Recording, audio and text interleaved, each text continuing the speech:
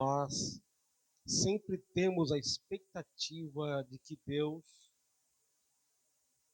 vai nos escutar. O escutar não é ouvir nesse sentido, é dar ouvido, é atender a nossa oração. Mas o que às vezes nós não sabemos é se Deus vai mesmo responder. Nós cremos que Ele pode, mas nem sempre Ele vai. Porque antes da nossa fé e da nossa confiança, tem a vontade de Deus, que é antes da nossa. Tem a soberania de Deus, que às vezes contradiz o que nós cremos. Mas um dia eu vi um homem de muita oração, dizendo assim, em um dos livros que eu li. Na oração ele dizia para Deus: obrigado, Senhor, por não ter respondido todas as minhas orações. Aliás, é uma oração que nós, de vez em quando, podemos fazer. Que a gente esquece o que a gente pede para Deus. A gente tem oração por atacado, tem oração por varejo, como eu falei para vocês. E uma hora de oração, quem tem graça para orar, eu sei que para algumas pessoas é difícil, para outros isso é café pequeno, como diz a gíria, né? E a pessoa, uma hora de oração, tem gente que não repete. Tem gente que ora 2 horas e não repete. 3 horas e não repete. Tem gente que ora até 8 horas direto. Parece mentira, mas não é. Existem pessoas. A gente que não faz acha coisa do outro mundo. Mas para quem ora não é assim. Então, mas a gente não vai agora, depois você fala assim, deixa eu me lembrar de tudo que eu pedi a Deus. Ninguém conseguirá lembrar de tudo. E tem coisa que você pediu para Deus uma vez só na vida e nunca mais você pediu. Por alguns motivos. Tem coisas que você insiste, tem coisas que você repete, tem coisas que de vez em quando a gente se lembra de pedir.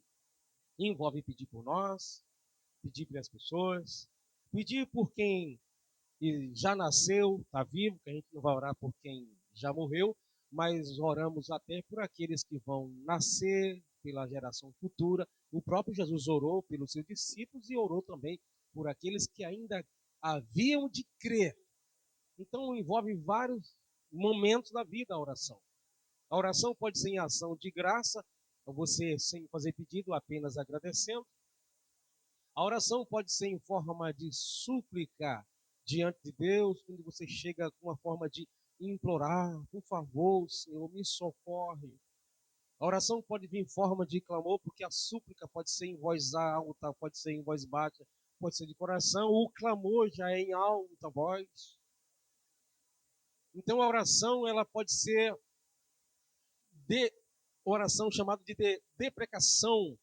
A oração pode ser no sentido de você orar para que Deus perdoa outra pessoa pelo que ela fez, mesmo ela ainda não se arrependendo. A Bíblia diz que para a gente orar, fazer orações de deprecações por todos os homens, por aqueles que estão em eminência, aqueles que estão no nível elevado, os governos, presidente, deputados, todas as autoridades superiores. A Bíblia diz para a gente orar por eles, fazer deprecação, orar para que Deus perdoe eles. Então a oração, ela pode ser de diversas formas. Mas uma das coisas que a gente se lembra na hora, quando a gente fala assim, vamos orar, o primeiro pensamento é pedir. Oração não é só pedir. Porque a pessoa que toda oração dele é só pedido é uma pessoa egoísta, é uma pessoa que pensa consigo. A glória de Deus não está em primeiro lugar, porque a oração assim nem agradece a Deus, nem louva o Senhor na sua oração pelo que ele fez. Então a ideia sempre que nem de sanguessuga, puxar do céu para a terra, porque às vezes a oração não é trazer, às vezes a oração nossa é oferecer, é apresentar. A oração do santo sobe como incenso, mas não é qualquer tipo de oração, porque tem oração que a gente está querendo trazer. A oração que sobe como incenso é aquela oração que você está apresentando, oferecendo como um sacrifício a Deus, como diz lá em Hebreus, que são fruto dos nossos lábios.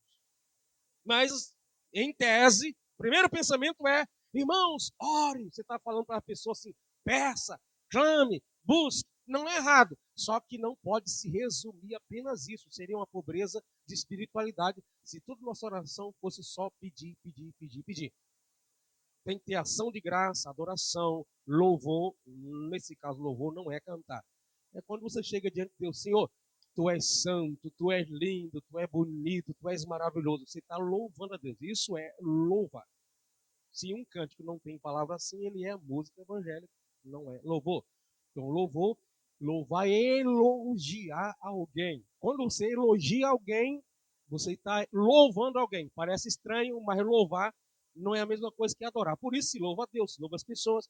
Como diz a Bíblia, que a mulher lá de Provérbios, diz que esta mulher será louvada. Paulo, quando escreve a igreja de Corinto, fala assim, por isso que eu vou escrever para vocês, eu não vos louvo. Mas antes ele disse, mas por isso que eu vou dizer para vocês, eu vos louvo. Então não é errado louvar as pessoas. Errado é adorar. Porque louvar não é cantar músicas evangélicas. São músicas que têm palavras de elogio, engrandecendo alguém, fora mesmo do contexto religioso. Isso é a palavra louvar, porque louvar não é uma palavra religiosa. A gente pensa que é. Certo? Então, mas a gente vem a ideia de sempre de pedir. Mas nesse pedido, tem vezes que Deus fica em silêncio e diz para a gente, não diz nada, e você demora, insiste, insiste, Deus responde dizendo sim ou não, alguma coisa assim. Tem oração nossa que ela demora segundos, minutos, que nem o profeta Isaías, o profeta Elias, que orou a Deus, e pelo jeito a oração dele lá no sacrifício, naquele monte, foi oração de poucos minutos, Deus desceu fogo, respondeu a oração dele. Ele apenas diz uma palavra, se eu sou homem de Deus, que desce fogo, o fogo queimou 50, depois mais 50, e quando era para queimar mais 50, foi impedido de fazer isso, mas ia queimar o exército todo do inimigo. Então tem oração nossa, e tem oração que Deus diz sim para nós. Eis que estou contigo, vou te responder, tal, já está aqui a bênção, vou multiplicar, vou curar, eis que eu tenho escutado a tua oração, o teu pedido, seja conforme a tua fé, maravilha. Mas tem vezes que Deus vai dizer um grande não para nós. E você chega com fidelidade e Deus diz não. E você chega com fé e Deus diz não. E você cumpre tudo que a palavra de Deus diz, você crê, é obediente, mas Deus não é conquistado por nada que a gente faça. Senão não seria Deus, seria ser humano. Deus não é comprado pela nossa fidelidade. Ele exige de nós, mas isso não lhe conquista, porque Deus não é um ser humano que está emburrado, e você vai falando e vai amolecendo, vai amolecendo. Eu não queria te dar, meu servo, mas você convenceu meu coração, meu filho, vou te dar. Não, isso aí seria ser humano, não seria Deus. E tem gente que pensa que Deus é um ser humano amuado. Eu não quero dar, não vou dar, nem adianta nem orar. Você assistiu tanto que eu resolvi. Deus não tem esse negócio de ficar resolvendo as coisas, não. E o que ele não queria desde o começo, ele vai continuar não querendo o que ele queria. Olha, eu quero, mas você tem que insistir. É uma condição que eu coloco para você clamar, clamar. Mas Deus quer ter. Para Deus não tem passado, presente e futuro. Para Deus está tudo assim no presente, irmão. Então Deus é um ser que não tem negócio. Eu não queria, não, mas foi quebrando o meu coração. Deus não é ser humano para a gente quebrar o coração dele. Quem tem coração quebrantado é nós, aqui na terra, porque até no céu a gente não vai ter coração quebrantado. Tem um hino que fala, né? Que no céu não terá coração quebrantado, porque quebrantado é quebrado, gente. Ninguém quebra Deus. Coração quebrantado é quebrado. Nós aqui temos coração, a gente deveria ter coração quebrantado, às vezes é um coração duro. Mas Deus diz não. Diz assim, Deus promete ouvir as nossas orações, mas a resposta depende da situação. No Antigo Testamento, o sacerdote tinha duas pedras chamadas Urim e Tumim, o sacerdote, o sumo sacerdote, que era um sinal de Deus responder, era uma forma de sorteio. Sim, não. Duas pedras que eles usavam. Deus pode dizer sim, não, ou ele pode dizer espera. Quando Deus diz sim, é muito fácil aceitar. Por quê? Porque nós não estamos preparados para um não. A criança quer mamar no seio da sua mãe. Aí a mãe vai lá e não dá. Isso é um não para aquela criança. Ele quer um sim, ela alimentando. E a mãe espera um pouco, seja do colo, desde pequeno. Algumas pessoas, é claro, têm mais dificuldade para conviver com esse negócio. E na nossa geração de hoje é bem mais difícil. Gente, tem gente que fica doente quando você diz não para ela. Na igreja, na escola. Tem pessoas que têm alunos que são uma benção, mas no dia que a professora dizer não para ele, ele vira um demônio. Quer dizer, não é que vira, já era, só não manifestava. Então, vira um demônio.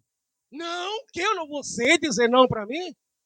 Tem esposa que se o esposo dizer não para ela, vira um bafafá. Aí o coitado vira um jeguinho de carga que, tá bom, tá bom. Aí a mulher pede, eu preciso de cartão de crédito, mas vai tá tudo estourado, querida.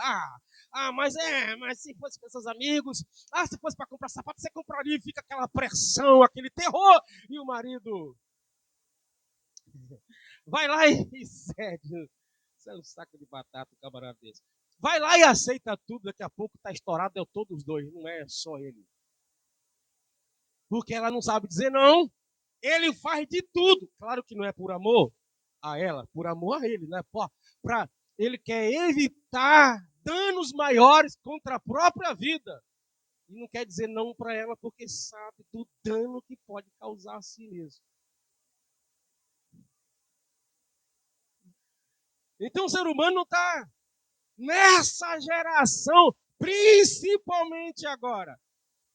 Uma vez eu vi trabalhando com um senhor de ajudante pedreiro que ele ia de bicicleta. Ele com 52 anos, tinha criança ainda de 6, depois ele casou com uma mulher nova, ele já bem avançada na idade, tinha ainda criança com 6 anos. E ele tinha que comprar uma cama da Barbie para a filhinha.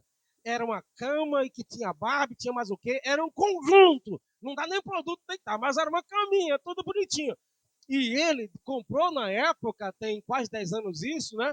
Ele trabalhou comigo mais ou menos um ano de ajudante, um ano e pouco. E ele teve que comprar um negócio na época que custou R$ 500. E ele não tinha dinheiro para tudo isso, mas ele tinha que dar, porque se não desse, a menina ia ter febre. Problemas psicológicos. E depois que você vicia, pronto, irmão. E aí, por que não pode dizer o não? Eu disse para você a história de uma pessoa que perguntou para a filhinha: você quer o pão do mercadinho ali ou quer o pão do mercadinho lá? A filha desse irmão, que é irmão da igreja também, acho que ele não tinha levado a filha dele para o culto de libertação ainda, ela também tinha um problema de ficar, ela dava febre se o pai dissesse não para alguma coisa. A menina com 6 anos de idade, trabalhei na casa deles lá de Pedreiro, isso uns 5 anos atrás. Não pode dizer não. E hoje em dia, quando os filhos pedem o tal do celular para os pais, eu não sei porque criança quer celular, porque é uma arma. Você sabia disso, né? Um celular na mão de criança, não sei se você sabe que você é criança ou não sabe, mas uma criança com celular ligado na internet, não, o 38 não é. O pai pensa que é perigoso, mas o celular é bem mais perigoso. Parece que não é, mas é. É mais do que uma faca, mais do que um fogo perto do botijão. É bem mais perigoso, mas o pai não tem coragem de dizer não. Aí as crianças ficam para cima e para baixo. As crianças, antigamente, era ruim crianças tocando pipa. Mas agora é pior, as crianças nem saem na rua. Você passa, parece que morreu as crianças, não nasce mais criança. Você não vê as crianças brincando de gugu, de bola, você não vê as crianças soltando pipa, você não vê as crianças com o pai e com a mãe indo e voltando do mercado de alguma coisa. Quando você chega na casa, eu vou fazer serviço na casa das pessoas, então eu posso falar. Chega lá, a criança está no sofá, no videogame, no negócio da televisão ou no celular, você entra, sai e a criança nem pisca, nem vê quem fez o serviço, quem é o maior culpado? O pai que está adoecendo os filhos. Mas não pode dizer não, porque o filho bate o terror no filho. Ninguém está preparado para o não. E aí a criança cresce, se torna adulto e se é crente. Chega diante de Deus, ele pensa que Deus é a mesma coisa do pai e da mãe. E aí Deus diz, não! Mas Deus é mau, né? Deus é ruim. Porque Deus não quer. Deus tem tudo, Deus deu um ouro da prata. Aí começa até a usar a Bíblia nessa hora, né? E ele não dá nem um pouquinho, nem uma moedinha. Porque Deus quer o nosso bem. Porque se os pais soubessem o bem que faz algumas coisas, eles falariam para o filho: Filho, ô mãe, eu comi 2 pães, mas eu tenho fome para mais um. Filho, mas eu quero ver você viver mais tempo, quero a sua saúde, então se contente com 2 pães. Ou a mãe vai guardar o terceiro. Pronto, guardou.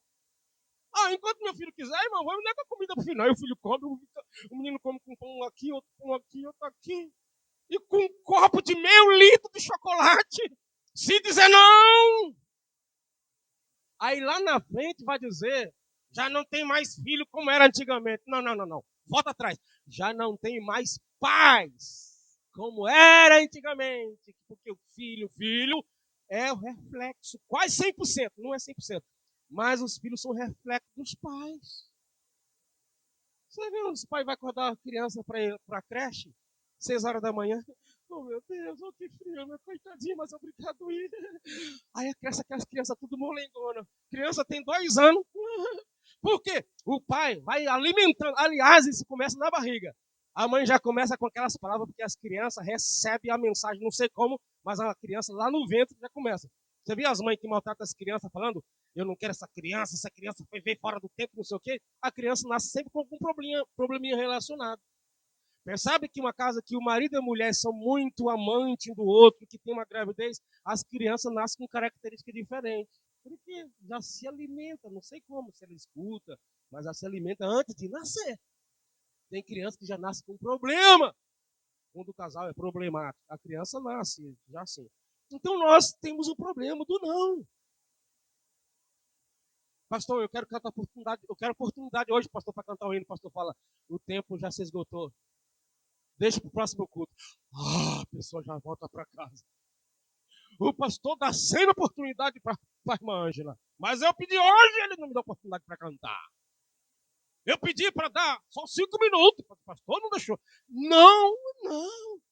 Aí a pessoa chega para o pastor e dá uma ideia para o pastor, uma ideia bonita. O pastor não é obrigado a explicar todos os motivos porque ele vai dizer ou não. Mas a pessoa tem um problema do não. Aí o pastor diz não, mas já no próximo culto a pessoa não volta ou chega atrasado e vai embora antes de terminar. Alguma coisa fica diferente. É claro que o pastor nota tudo isso e tem que ficar, Jesus, converte e transforma, faz uma obra, Senhor. Problema do não.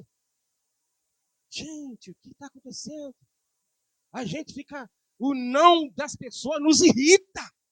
O não do professor, a gente vai lá, a autoescola fala, não, você não passou, já volta bravo, porque a autoescola reprovou, esse ladrão está querendo me roubar, porque eu conheço gente que chegou aqui que fez pior do que eu. Não, o problema é que nós temos dificuldade com o não. Mas quando é o sim, mesmo sendo errado, a gente aceita com facilidade. É igualmente crítica e elogio. Você já ficou zangado porque alguém te elogiou alguma vez? Pelo elogio em si? Talvez você ficou zangado pela pessoa que elogiou. Eu estou falando é pelo elogio. Você tá lindo, sabe que não tá, mas fica obrigado. Aí você prefere uma mentira, que às vezes tem uns elogios que é mentiroso, misericórdia. Eu falo para minha esposa, se não se sentir bem com a roupa, não pergunta para mim se está feio, não. Vou falar com cuidado, mas eu nunca vou elogiar para minha esposa se eu achar que está feio. Não é só minha esposa, não, qualquer pessoa. Nem adianta perguntar. É claro que as mulheres não vão sair perguntando, pastor, eu tô linda hoje, mas, por favor, não faça essa pergunta. Porque se eu achar que não tá legal, eu vou dizer com cuidado, mas eu vou dizer. Camarada chega com um paletó rosa na igreja, gravata rosa, sapato rosa aqui, eu vou gostar de sapato. Bonito, terno lindo, hein, irmão? Claro que não. A gente gosta do elogio, mesmo que seja mentiroso. Mas quando é crítica, a pessoa está sendo verdadeira. Mas você, irmão, está me criticando. Mas você não gosta de pessoa verdadeira? É, mas tudo bem, né, irmão? Mas não, é que a gente gosta um pouco da mentira também. É a mesma coisa. Mas Deus diz não. Moisés, Deuteronômio capítulo 34, verso 4. Disse o Senhor, esta é a terra sob juramento. Prometi a Abraão, Isaque e Jacó, dizendo, a tua descendência darei e te faço vê-la com próprios olhos. Porém, não irás para lá. Moisés foi ameaçado de ser apedrejado umas 10 vezes. pelo povo que ele defendeu quando Deus quis destruir.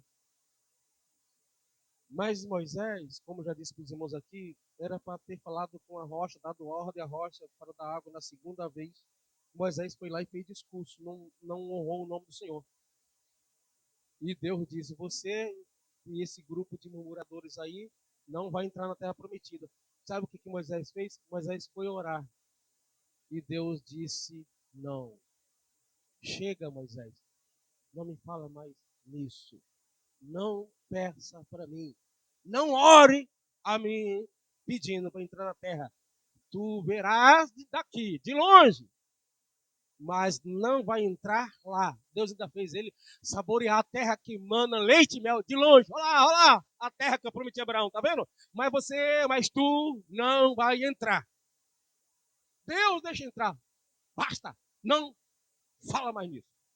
Assunto encerrado. Deus disse não para a oração dele. Porque Deus tem seus motivos. Tem vezes que Deus não fala os motivos, mas tem os motivos. Lembra que lá no livro de Tiago, Deus diz assim: pede e não recebe porque pedes mal. Porque quando pedes, ou vocês pedem para gastar nos seus próprios deleites, você está pensando apenas em si. Não está pensando em honrar Deus com isso e nem beneficiar as pessoas. E aí, lá no Salmo 103, diz assim: bendiz a minha alma ao Senhor e tudo que há em mim, bendiga o seu santo nome. Se o que eu possuo, que eu tenho, que na verdade eu sou apenas administrador, porque lá no Salmo 24 diz que a terra é do Senhor e tudo que nela há, e toda a sua plenitude, eu sou apenas administrador. Se o que Deus me dá para administrar, ou o que eu quero para administrar, a minha intenção não é honrar o dono daquele, o dono que colocou em minhas mãos, porque Deus vai ter o prazer de me dar. Se Deus sabe que eu não vou ser fiel no pouco, por que ele vai me dar o muito, por exemplo? Foste fiel no pouco, no muito te colocarei. Tem pessoas que é fiel a Deus, mas tem um comportamento mesquinho espiritualmente e Deus nunca vai encher a sua mão de bens. Pode fazer campanha de oração como quiser. É fiel a Deus no dízimo e oferta, mas Deus não pode acrescentar uma moedinha, não pode sobrar. Não é o devorador, não. Não é o gafanhoto de Malaquias, não. É o próprio Deus mesmo que retém para o próprio bem daquela pessoa. Que tem gente que não sabe lidar com a abundância. Paulo sabia lidar com a abundância. Ele mesmo diz: eu sei passar fome, eu sei não ter o que vestir, eu sei passar pela perseguição, eu sei ter abundância, ter sobrando. Posso todas as coisas, ter ou não ter. Esse posso ali eu consigo conviver tendo e consigo conviver não tendo. Posso todas as coisas não é ter tudo que eu tenho. Todas as coisas, que coisas são essas? A ausência daquilo que eu quero. Ou, quando vem em abundância, eu posso conviver com elas. Eu não me corrompo com a riqueza e a pobreza não me leva à corrupção. Esse posso todas as coisas é nesse sentido. Porque a maioria das pessoas que canta, que grava, que prega esse versículo fora do contexto. Mas o contexto é: eu sei ter abundância e sei passar necessidade. Eu sei conviver com as duas coisas. Posso todas as coisas, é isso. Então não é um versículo que é para ser citado para si por qualquer pessoa. Gente que nunca passou por privação. Gente que sempre teve do bom e do melhor desde que nasceu, cresceu e adulto, não faz sentido ele dizer esse versículo, porque ele não pode dizer posso, ele nunca passou. Como ele vai saber, né, enquanto não passar?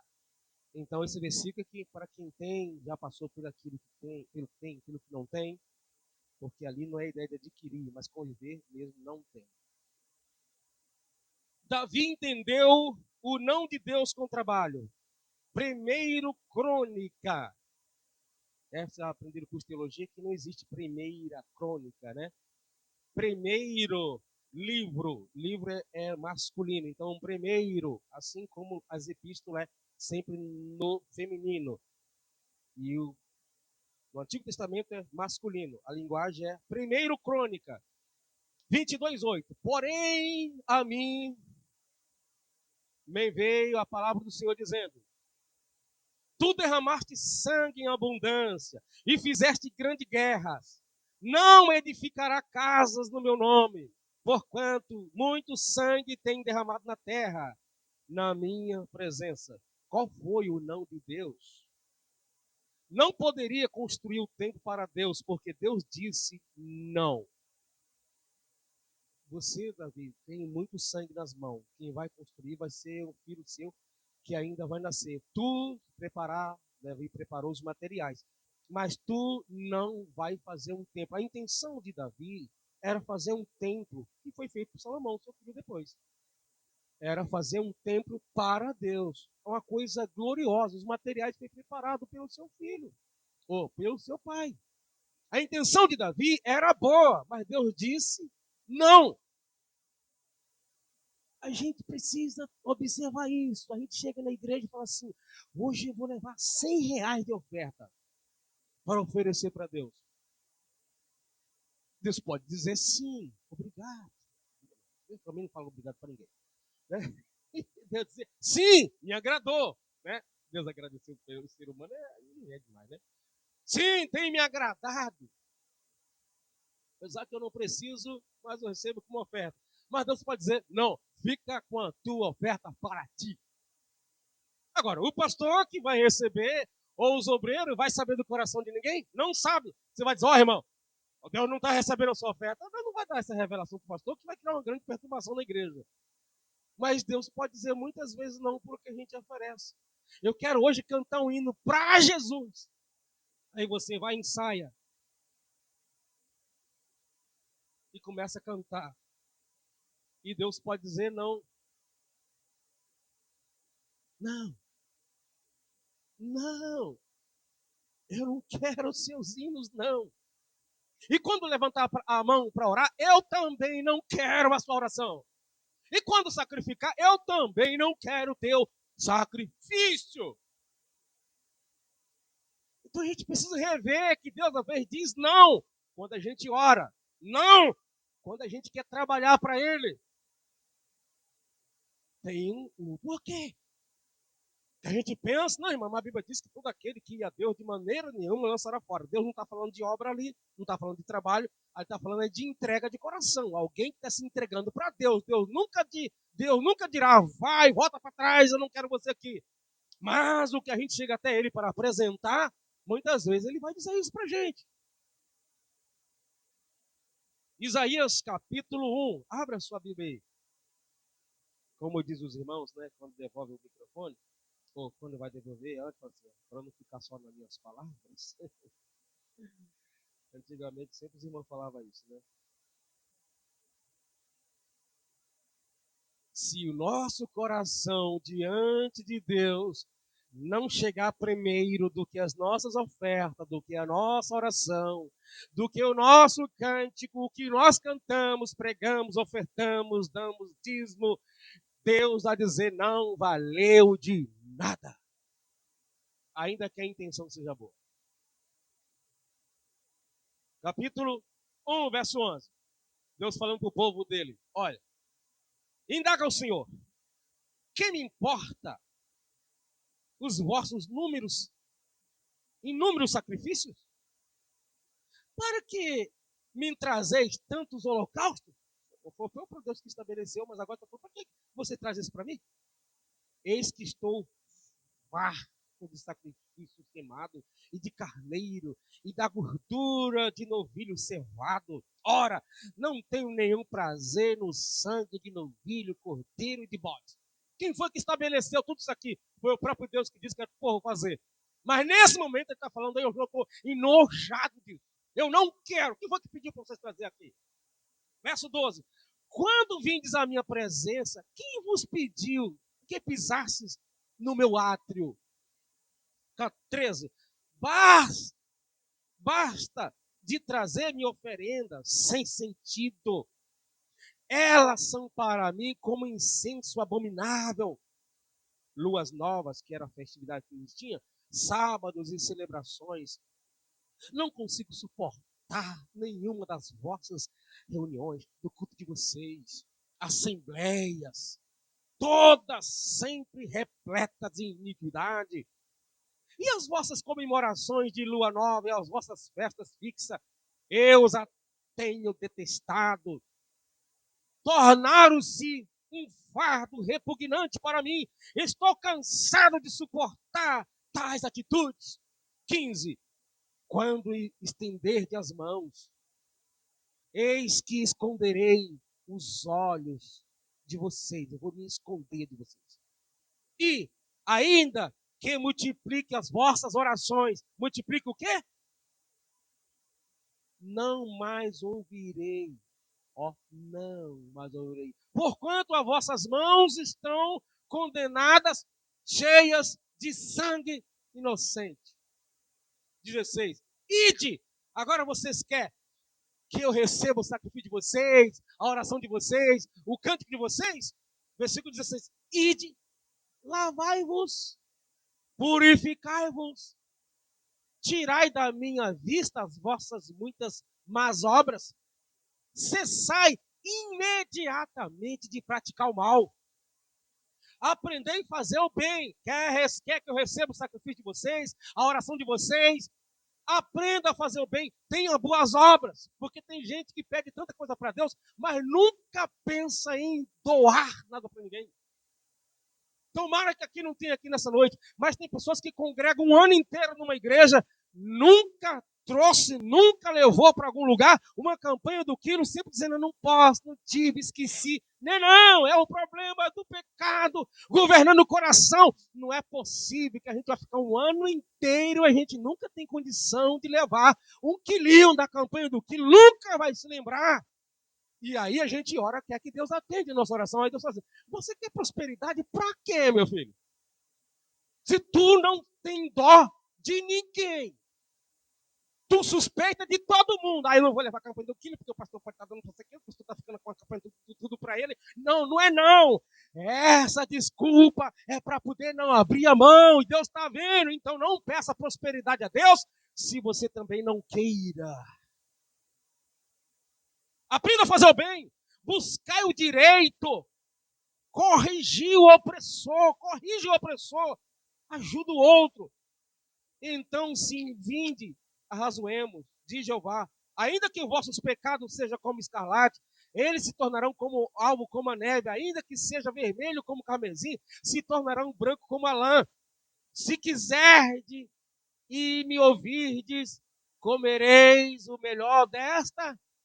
Mas até chegar aí tem um processo que não começa com a oração, que não começa com jejum, não começa fazendo congresso na igreja, não começa dando dízimo e oferta. Começa primeiro arrependido dos pecados de estimação que nós crentes às vezes carregamos e pensar em fazer o bem ao semelhante.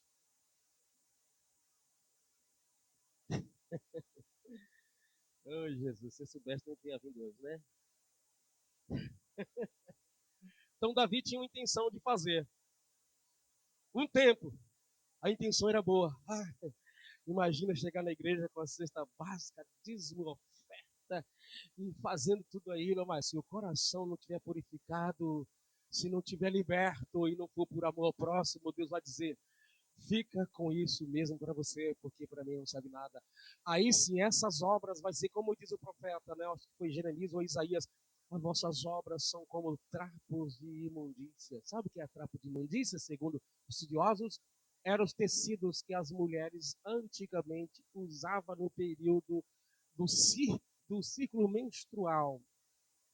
E todas as mulheres sabem disso, né? Absorvente usado. Então, Paulo entendeu. Não é de Deus, o não de Deus com a graça. Então Paulo foi no céu, Paulo viu coisas que não era bom falar com as pessoas. Divinas revelações. Mas Paulo, ele tinha um problema. Paulo tinha um temperamento exaltado. Paulo era um homem colérico. Sabe o que é colérico? O que é colérico mesmo? Uma pessoa colérica, fala em outras palavras, crente. Pavio, e alguns não têm pavio. Toda igreja tem gente assim, né? E geralmente quem para ver o culto tem um probleminha. A exaltação mora sempre do lado da sua casa. Hum? Eu sou a pessoa que não tem, você para ver o culto. Significa que o problema da arrogância, ela está sempre batendo no seu coração. Faz parte do temperamento. Todo colérico tem problema para conviver com arrogância, orgulho, exaltação, muita vaidade. Não, tá? Um hora dólar para vocês sobre temperamentos. Isso aqui não tem como esconder.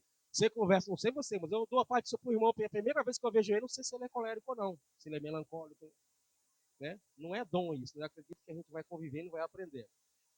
E tem os defeitos e qualidade. Um deles, e Paulo era colérico.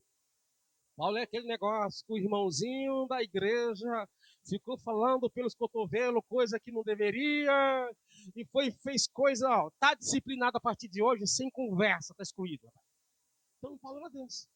O camarada tá lá deitando com, prostituindo, fornicando, como você querer, porque é fornicar e prostituir é tudo na mesma linha, deitando com a madrasta. Aí Paulo ficou sabendo e a igreja nem se incomodou para excluir, porque Paulo disse que tinha que excluir. Esse caso, Paulo disse que era para excluir. É a Bíblia que diz, capítulo 5 da primeira carta de Paulo aos Coríntios, depois lê na sua casa lá. A igreja ainda se sentia tal, ainda digo, você não colocou para fora o tal indivíduo? Esse indivíduo aí, eu vou entregar ele para Satanás. Está no capítulo 5. Teve um camarada lá que ficou perturbando o apóstolo Paulo. Paulo falou assim: ó, filho do diabo, fica cego. Ficou cego. Não sei se foi 3 dias, foi 3 dias. Eu sei que o camarada ficou cego, depois voltou a enxergar. Você está pensando o quê? Você mexer com um crente assim que tem autoridade, eu não sei se agrada a Deus, mas o poder de Deus na boca de gente nervosa é perigoso. Porque Paulo falou, não foi psicologicamente. Filho do diabo, fica cego e o camarada ficou cego. É, gente. Vai. Deixa o pastor nervoso para você ver o que acontece. Olha, crente. Então Paulo tinha um temperamento altivo, exaltado. Você vai encontrar Paulo dizendo assim, na segunda carta, ao capítulo 12, versículo, não lembro agora, depois que ele fala sobre o espinho na carne, ele fala assim, eu fui nécio em me exaltar. Ele mesmo admitiu. Então Paulo viu tanta coisa que Deus viu que Paulo ia se exaltar pelas grandezas do que ele viu. Paulo ia se exaltar. Então Deus permitiu que o mensageiro de Satanás colocasse um espinho na carne dele. Não foi Deus que colocou, mas Deus disse, vai, coloca. A fim de que ele não se exaltasse. Eu quero ler com vocês aqui na segunda carta de Paulo aos Coríntios. Para não ficar só nas minhas palavras. Falei para vocês que tem coisa que a gente vai falando aos poucos. De vez em quando eu vejo as pessoas falando assim, é porque Deus não é assim, não é porque Deus não sei o quê. Aí o pregador prega, eu digo, eu não posso desfazer na sequência, né? Mas a pessoa está falando do que não sabe. A Bíblia tem tanta coisa, eu estou falando do Antigo, Novo Testamento. Algum de vocês ficaria assustador de algumas coisas que estão na Bíblia, mas que a gente dá uma... Mas no curso de teologia a gente vai aprender algumas coisas. Se preparem, amanhã tem uma mulherada aí, ó. Mais de 15 crentes, só tem 3 homens. O que aconteceu com os homens? Só agora as mulheres que querem fazer teologia. Porque antigamente era 3, 4 mulheres, o resto é tudo homem. Eu já dei aula em vários grupos em São Paulo, participei lá da escola lá também, era sempre mais homem, agora está mudando. Diz que os veículos importados, quem mais está comprando é as mulheres. Oi? Estaciona sozinho? Não sei não. Eu sei que está aumentando o grupo de mulheres de moto na rua. Elas estão passando, até as mulheres estão começando a passar em farol fechado. Porque esse era o negócio dos homens, né? Agora eu tô de carro na rua, as mulheres eram de parar com a sua motinha e esperar o farol ficar verde. Igual, não tá pegando mal dos homens nas mulheres. As mulheres vê o farol vermelho, olhou no outro carro, tá zoom, aprendendo tudo errado. Por isso que em Sorocaba, não sei se você sabe, mas eu busquei saber. Os piores motoristas estão todos em Sorocaba. Então, tome muito cuidado. Eu perguntei isso pro rapaz da autoescola, não é conversa da rua, não. Eu ouvia e fui perguntar pro moço que é meu instrutor. É verdade que os piores motoristas são de Sorocaba do Brasil? Ele falou, é verdade. Eu acabei de crer. Parece que gasta gasolina, não dá certo. O povo de Sorocaba não gosta. E quando dá, já está em cima da hora. Parece que gasta gasolina. Misericórdia. Olha como é que está escrito aqui, crente. Olha.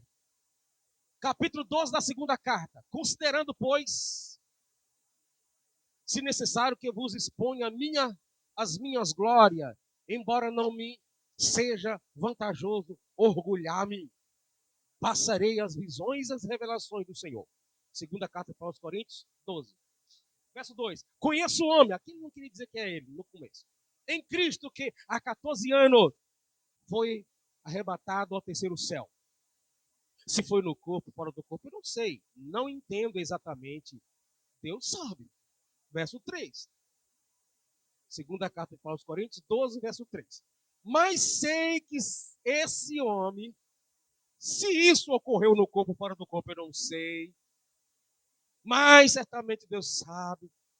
Foi arrebatado ao paraíso e ouviu palavras inexprimíveis, as quais não é concedido ao homem comentar. Nesse homem me orgulharei, mas não em mim mesmo, a não ser em minhas próprias fraquezas.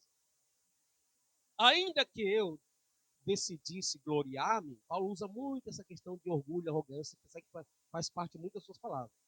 Gloriar-me não seria de fato insensato, porquanto estaria falando a verdade.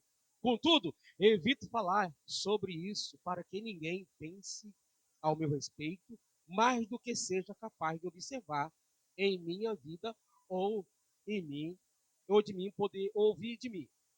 Certo? E para impedir que eu me tornasse arrogante, que é próprio do temperamental com a virtude, por causa da grandeza dessas revelações, foi-me colocado um espinho na carne, um mensageiro de Satanás para me atormentar.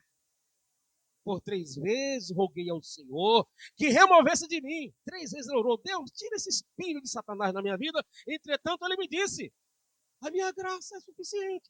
E esse suficiente aqui é dizer não para ele. Pois o meu poder se aperfeiçoa na tua fraqueza, Paulo. Sendo assim, de boa vontade me gloriarei nas minhas fraquezas, a fim de que o poder de Cristo repouse sobre mim.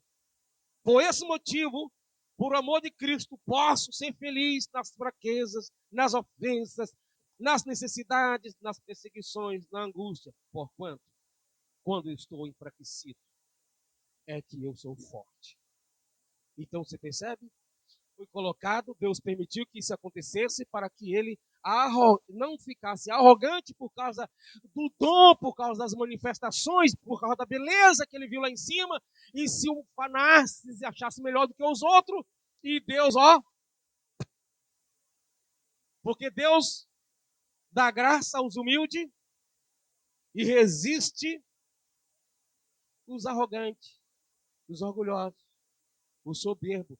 É o próprio Deus que resiste. Tenta imaginar Deus resistindo uma pessoa.